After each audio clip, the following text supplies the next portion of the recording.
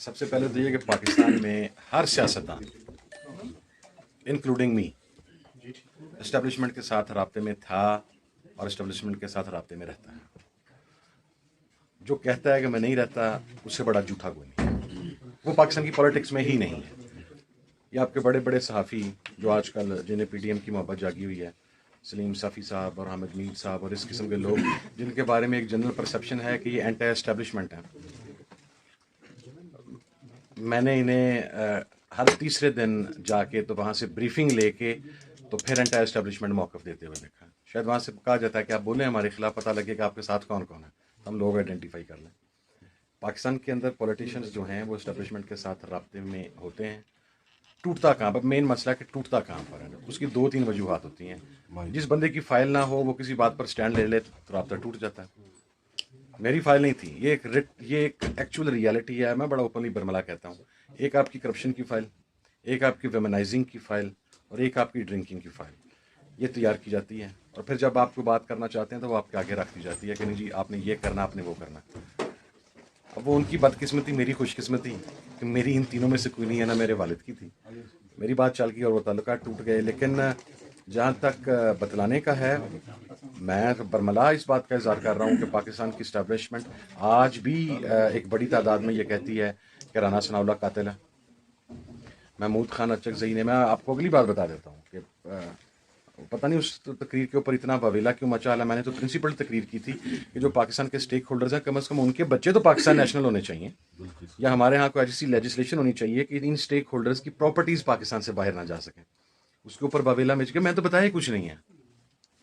اب یقین کریں میں نے 2% بھی نہیں بتایا. ایک بات کہی ہے کہ رانا ثناء اللہ قاتل ہے، تو یس رانا ثناء اللہ قاتل ہے. اس کا کیا پاکستان عوامی تحریک کو نہیں پتا؟ ہمیں نہیں پتا؟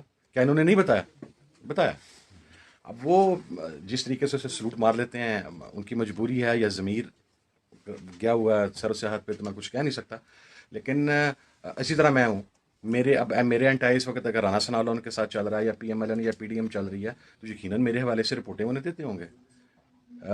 میں آپ کو ایک واقعہ اور کوٹ کر دیتا ہوں کہ ثانیہ کوئٹہ ہوا. وہاں پر ہمارے اسکاؤٹس تھے 19 یا 21، اب مجھے ایگزیکٹ تعداد ان کی یاد نہیں ہے. جب ان کی شہادت ہوئی میں نے وہ ڈاکومنٹس دیکھے جس کے اندر یہ بتایا گیا کہ محمود خان اچکزئی کے جو لوگ ہیں انہوں نے فیسیلیٹیٹ کیا افغان انٹیلیجنس کو اور را کو.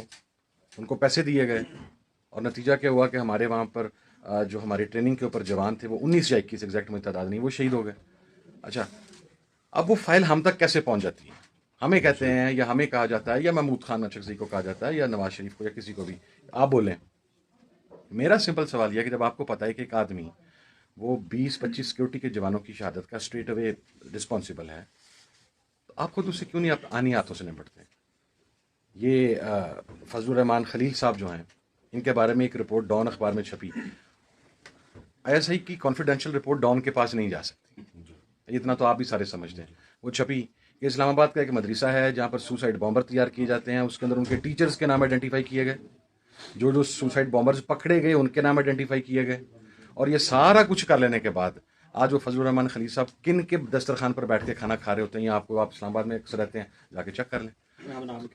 جی اپنے ہم نام کے سب کے مقصد ہے پاکستان کے اداروں کی میٹنگ کے اندر موجود ہوتے ہیں. سیکٹیرین وائلنس ہوتا ہے پاکستان میں، تو ظاہر ہے وہ تمام جتنے مسالک کی بڑی شخصیات ہیں ان کو بلاتے ہیں. میرا تو میں بہت کلیئر ہوں. ان میں سے بہت سارے ملیٹنٹس ایسے تھے جن کے ساتھ میٹنگ کے اندر میں تو شیک ہینڈ بھی نہیں کرتا. یہ ساری سچویشنز جو ہیں اس کے اندر میرا خیال ہے کہ اس سائڈ پر نہیں لے جانا چاہیے یا وہاں تک نہیں لے جانا چاہیے کہ چیزیں اتنی کھل جائیں کہ پھر آگے ہمارے لیے مصیبت بنائی ہوئی ہے، سارا کچھ بنایا لیکن ہم کھڑے بات کر رہے ہیں.